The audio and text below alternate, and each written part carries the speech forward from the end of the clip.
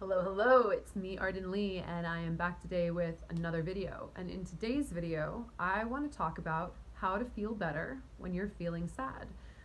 First of all, if you have not already done so, I would love to invite you to subscribe to my channel.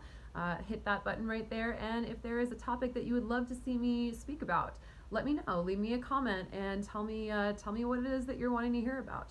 Here on this channel, I love to talk about how we can better create our realities from a position of empowerment through the way that we control our thoughts, through the way that we practice discernment, through the way that we cultivate emotional self-mastery. So anything related to those topics, anything that helps you be in flow and start to feel better and feel like things are moving in the right direction for you, let me know. Let me know what's helpful. In today's video, I want to talk about how to feel better when you're feeling sad. And the first thing that I want to acknowledge is if you came on and you found this video and you searched for it because you're feeling sad and you want to feel better, first of all, congratulations, because you've already just done the first step. The first step is acknowledging that there is something in your body that feels out of alignment, that is creating that emotion of sadness, of grief perhaps. Sadness that things aren't another way, sadness that things aren't going better for you. And acknowledging that that's happening and acknowledging that you want to feel better about it is absolutely the first step to making that change. So one thing that I do want to advise is don't skip over the part where you feel sad, because sadness is also a teacher. If we listen to our emotions, if we really tune into them and we sit with them and we start almost sort of a dialogue with them, that inner dialogue within ourselves saying, okay, hey, what's going on here? Why are we feeling this way? What's going on?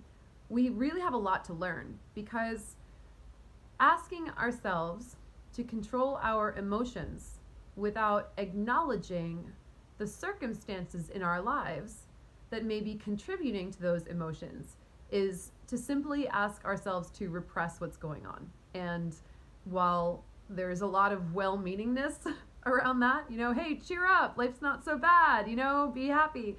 It's great to want that, but that doesn't actually get at the root issue.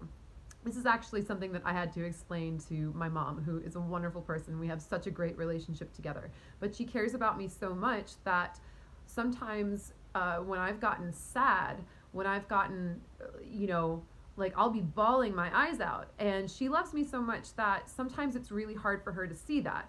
And even though she means well, she can say like, stop crying, like what's going on? This is, she gets upset because she sees me being upset. And I've had to tell her over the years, and we've reached a place where we're so much better about it now. I've had to tell her, like, don't stop my being sad, please. Like, I need to sit with this. I need to be with this. I need you to not tell me to just, cheer up or get over it or whatever it is, even if you mean well. I really need, like, this is my teacher. This emotion that I'm feeling right now is cluing me in to what is going on that's upsetting me and what's out of alignment. And if I try to ignore it, or if I try to bypass it too quickly, then I'm not actually going to arrive at a solution. So that's my first piece of advice to you, is that if you're trying to feel better when you're sad, that's great, but we want you to feel better in a way that's sustainable. We want to solve the problem, right? We want to get to the root of the issue. We don't want to just gloss over with positive thinking, right?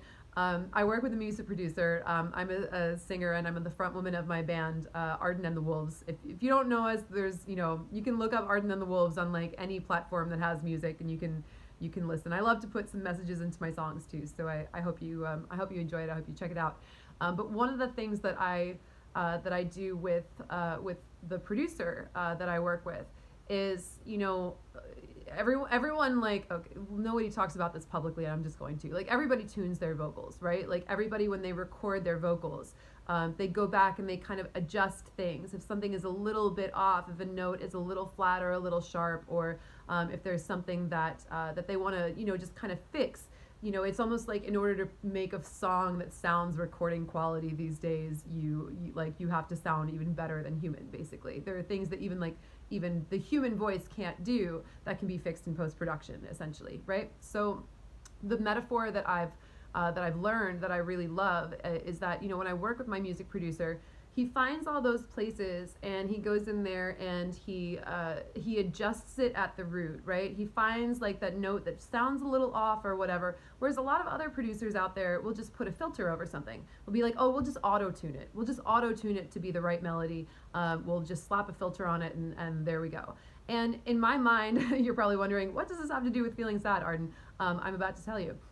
In my mind, using positive thinking to gloss over the issues that are coming up for you, that are like your wrong notes, right? Something feels out of alignment, something feels not in harmony, something feels like clashing. There's discord, right? There's a reason that we talk about like discord and harmony, like it's the same thing when we're feeling that thing going on in our bodies or in our emotions. It's the same thing as when we hear it in music. Something just sounds off, right? The same way that something can feel off with us. And if we just put a filter over it, if we just run it through auto-tune, we're gonna hear that it's been auto-tuned and it's gonna sound fake, right? So, and sometimes it doesn't even actually like correct the problem. Sometimes, like a computer can't read exactly what needs to happen there. That's why you have a producer who has a really good ear, who can listen and find what that is. So in that same way that putting an auto-tune filter on your vocal is going to make your vocal sound like a little fake and not really fix the problem. That's the same way that putting a positive thinking filter, a positivity, a love and light filter over all your problems, it does the same thing. It doesn't actually correct the root of the problem. And that's why I work with my producer, is because he goes in and he hand tunes everything and he listens and he says, okay, let's fix this, let's fix that. And that's also what I do for the clients that I work with when it comes to their emotions and things that are going on in their lives. I don't tell people like, just cheer up, it'll get better, right? No, we dive in, we listen, we listen for it. We get real quiet and we listen for what's going on. That may be literally in the music studio, but in my sessions, we do that by diving in and really letting all of that stuff come up from the bottom and listening to how someone is really feeling and the way that they're reacting. So when you're feeling sad, take that moment. For me, it's like usually when I go through an episode like that, it's usually 24 to 48 hours. I would say it's like 24 hours of like going in and getting deep and really listening to myself, and then another 24 hours of kind of like, okay, I think I got it, but now I need to like rest and recuperate because that was a lot. I just bawled my eyes out for 24 hours and dug up all my emotions to figure them out, and that was that was quite the roller coaster ride. So now I need to rest. So that's the first thing that I advise doing is, take that time, throw yourself a pity party, journal, do some of that like stream of consciousness writing where you're just writing on a page and like let it all out. Let your emotions come out in that manner that's going to be safe and in that manner that's going to allow you to examine them. If you're looking at this video and you're like, hey, I just need to get through the end of the workday today and I just want to feel better. Well, then, yes, then you have that time to just say like, hey, I'm going to table this and I'm going to look at it later on when I have time. And I understand that too, right? That's an important thing to get through. But in my experience, if I just leave it at that, like, okay, I just need to get through this and not deal with it, then I'm repressing it and I'm not actually solving the issue. And in fact, I'm kind of training my body, I'm training my emotions. I'm like, I don't want to listen to you, so stop, after a while they stop talking to you. This is like, that sounds silly, but it actually is a thing that's happened. It's happened to me. So it's almost like losing your hearing. I lost my hearing too when I was also living in New York. I was on a mood stabilizer called Lamictal, and I definitely felt it affect my hearing. I had lots of tinnitus and swimmer's ears. So when I moved away from all that, I set an intention. I was like, I want to resensitize. I want to start hearing better, and I also want to start feeling my body better. And it turned out that those two things they're really not as separate and distinct as we think of them.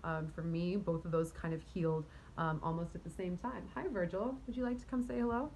This is Virgil. He's my assistant.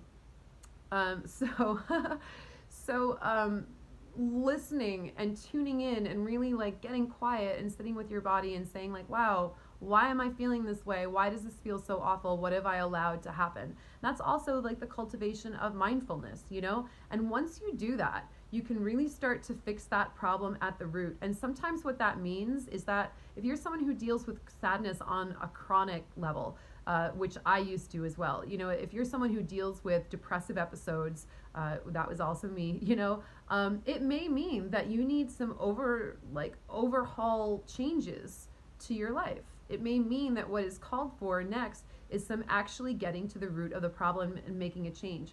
And maybe that is why, you know, sometimes people do want to repress things. They don't want to look at their issues because they're like, I can't deal with that right now. Like, I don't have the mental strength to leave my relationship, or to move to a new city, or to find a new job, or whatever.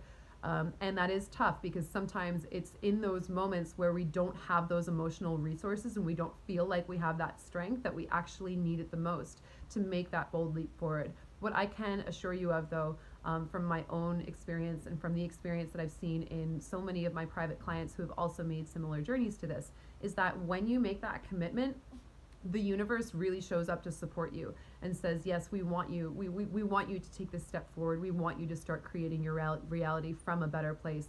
And so things are going to just show up out of the woodwork that help you to make those large scale changes, if that is what you want.